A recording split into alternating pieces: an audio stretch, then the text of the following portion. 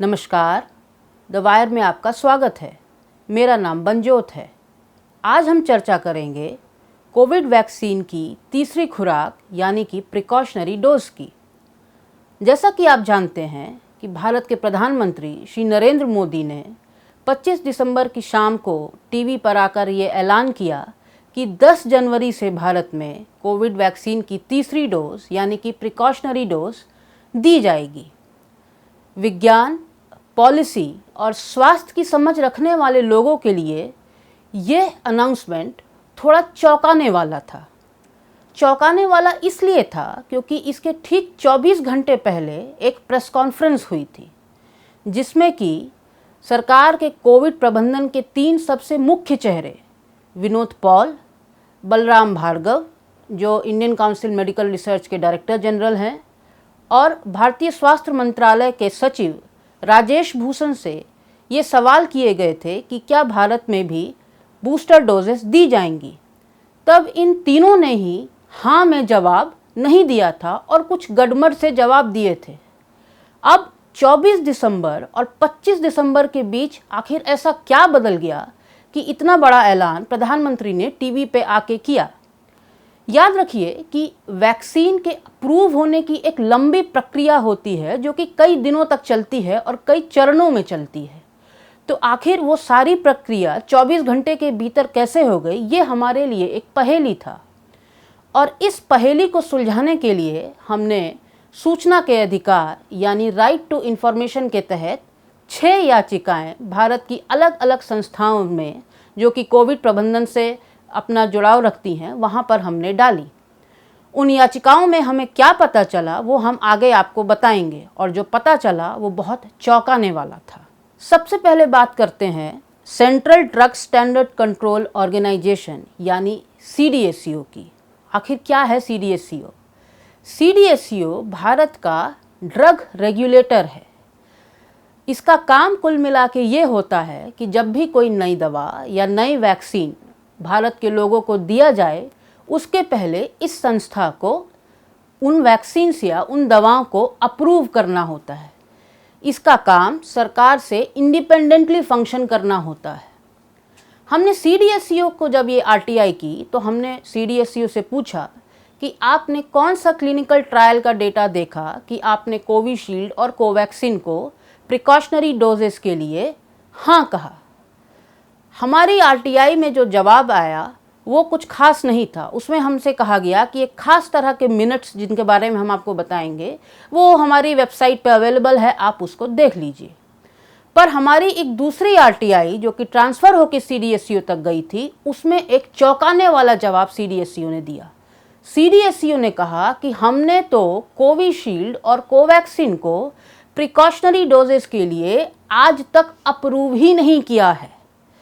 पूरे कोविड के दौरान ये पहला ऐसा मौका था जब CDSCO भारत सरकार की वह संस्था जो कि हमारे आपके लिए ड्रग रेगुलेशन का काम करती है वो पहली बार ये कह रही थी कि कोई एक ऐसी चीज़ आई है जिस पे हमने अपना अप्रूवल दिया ही नहीं। ये बहुत चौंकाने वाला था। इसके बाद हमने एक फर्स्ट अपील की और ये पूछा कि आखिर वो जो आप मिनट्स हमें देखने की बात कह रहे हैं वो मिनट्स वेबसाइट पे नहीं हैं और वो कैसे मिलेंगे। तब जो CDSCO ने हमें बताया वो और भी चौंकाने वाला था।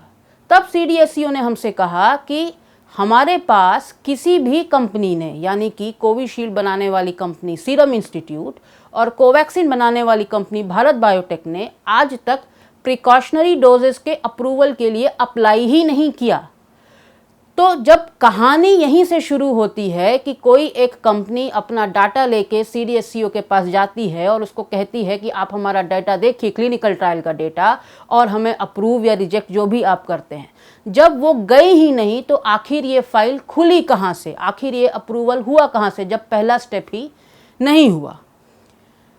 अब जो मिनट्स हमें CDSCO बार बार अपने RTI के जवाब में देखने को कह रहा था वो थे सब्जेक्ट एक्सपर्ट कमेटी के मिनट्स।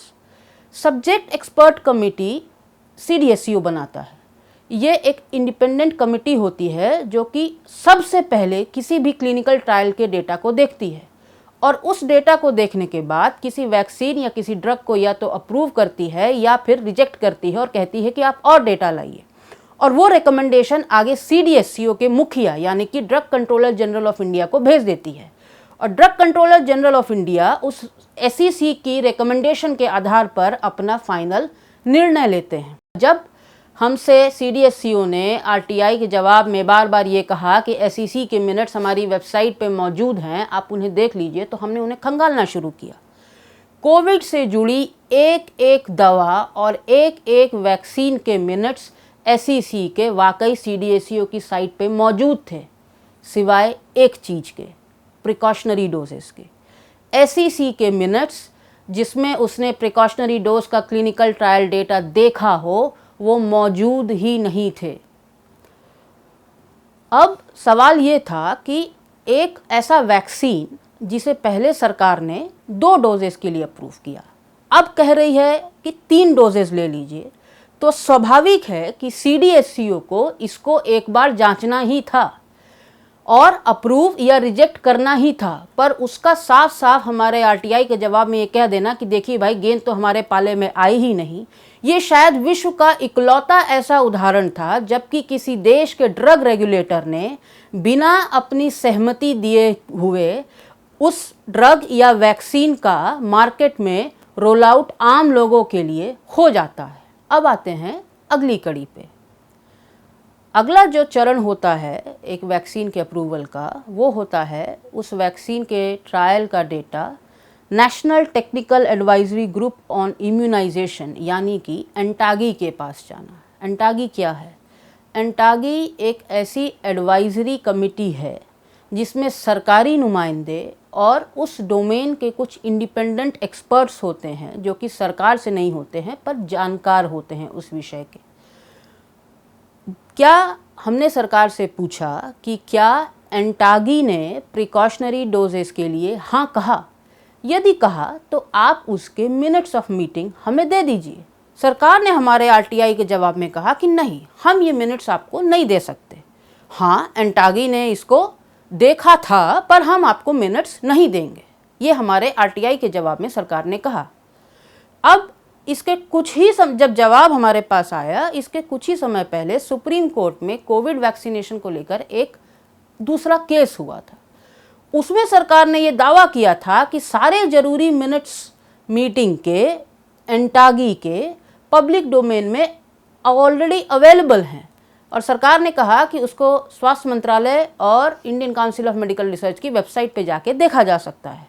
हमने वो दोनों वेबसाइटें खंगाल डाली। उस समय हमें ऐसी कोई एंटागी की मीटिंग के मिनट्स नहीं मिले जिसमें उसने प्रिकॉशनरी डोजेस को अप्रूव किया हो।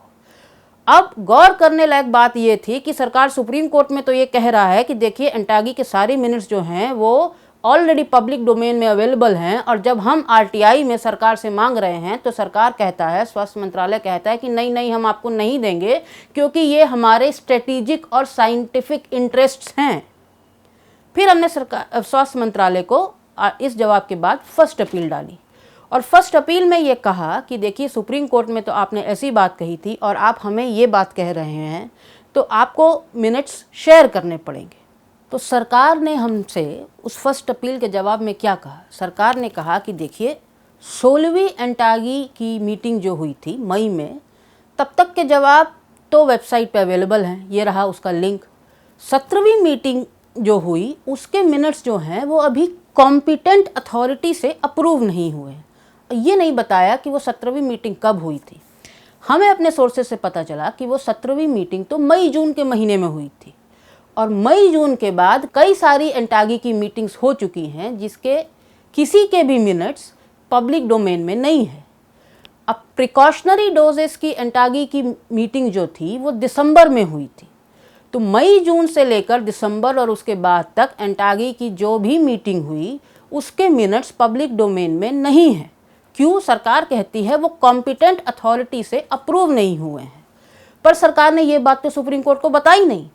सुप्रीम कोर्ट के सरकार ने कतई नहीं बताया कि देखिए हमने मई के बाद तो कोई मिनट्स डाले ही नहीं हैं। अब जब सरकार ने हमसे उन मिनट्स को देने से मना कर दिया, एंटागी की मीटिंग की उन मिनट्स को देने से मना कर दिया जिसमें प्रिकॉशनरी डोजेस पे डिस्कशन हुआ था, तो हमने एंटागी के 2 मेंबर्स से बात किया।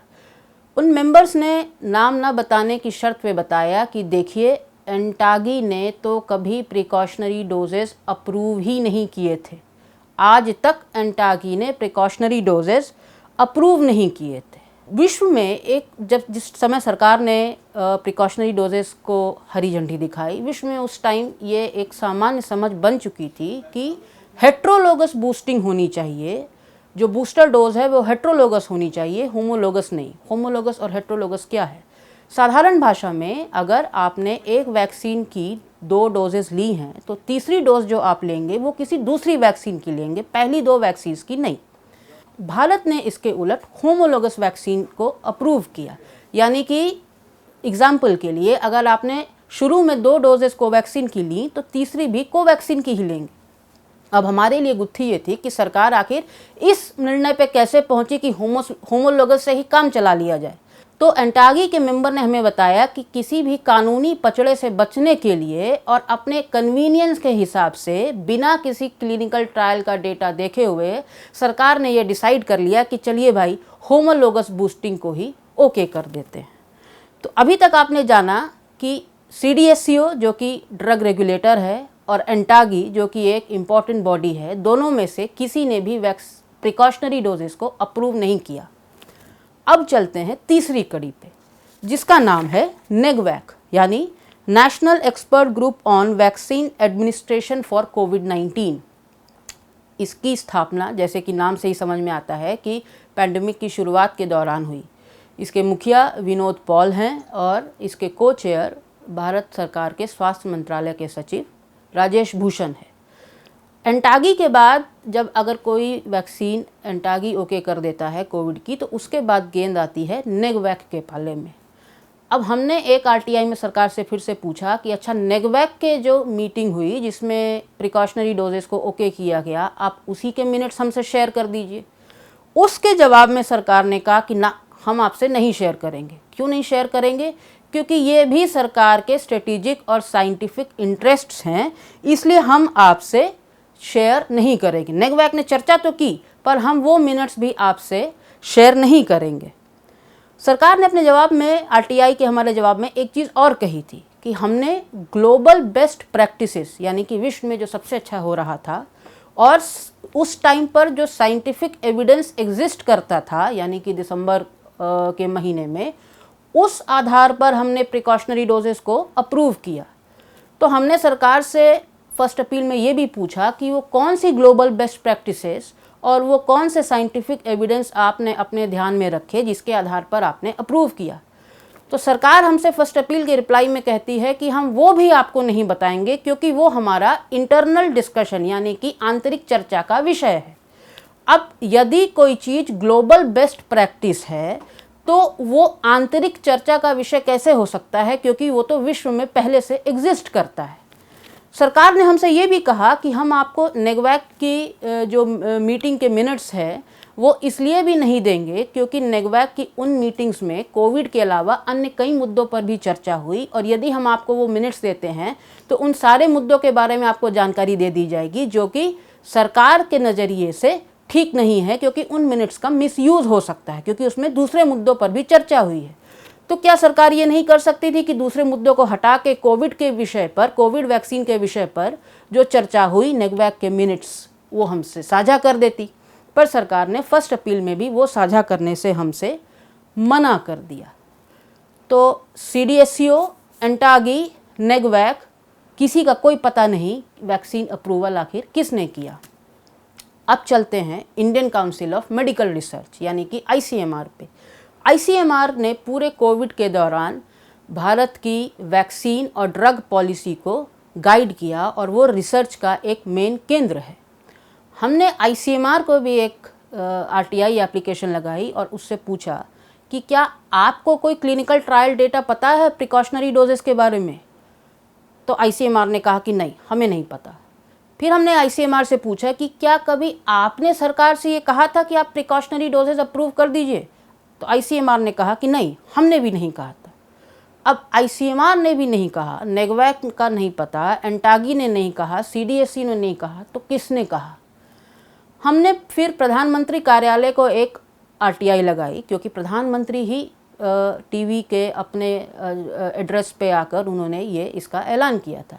हमने प्रधानमंत्री कार्यालय से पूछा कि क्या आपको कोई क्लिनिकल ट्रायल का डेटा पता है, और क्या कभी आपने स्वास्थ्य मंत्रालय से प्रिकॉशनरी डोजेस के मुद्दे पर कोई करस्पॉन्डेंस किया? यदि किया और यदि डेटा आपको पता है तो आप वो हमसे साझा कीजिए। तो प्रधानमंत्री कार्यालय ने साफ साफ मना कर दिया और कहा कि जो सवाल आप पूछ रहे हैं वो इन्फॉर्मेशन के कैटेगरी में आते ही नहीं। हमने इसको चैलेंज करते हुए प्रधानमंत्री कार्यालय में भी एक फर्स्ट अपील दायर की थी। उसमें भी प्रधानमंत्री कार्यालय ने किसी भी तरह की इन्फॉर्मेशन साझा करने से साफ साफ इनकार कर दिया। तो इस तरह अभी तक की चर्चा में आपने समझा कि सीडीएसईओ ने नहीं अप्रूव किया, एंटागी ने नहीं किया, नेगवैक नहीं बताएंगे, आईसीएमआर ने कोई सलाह नहीं दी, पीएमओ कुछ नहीं बताएगा। सो कुल मिला के 6 महीने बाद आज तक हम नहीं जानते कि आखिर किसके, कब, कहां और क्या कहने पे भारत में कोविड की वैक्सीन की तीसरी खुराक को ओके किया गया। ऐसी एक पिक्चर देने वाला शायद भारत इकलौता देश होगा जहां पे कोविड वैक्सीन की तीसरी खुराक को ओके कर दिया गया। 6 महीने हो गए और आज तक इन बहुत ही बेसिक सवालों का जवाब हमारे पास नहीं है। क्या आपको ये बात नहीं खटकती है? क्या ये जानकारी का अभाव या जानकारी नहीं देने की जिद नहीं खटकती है?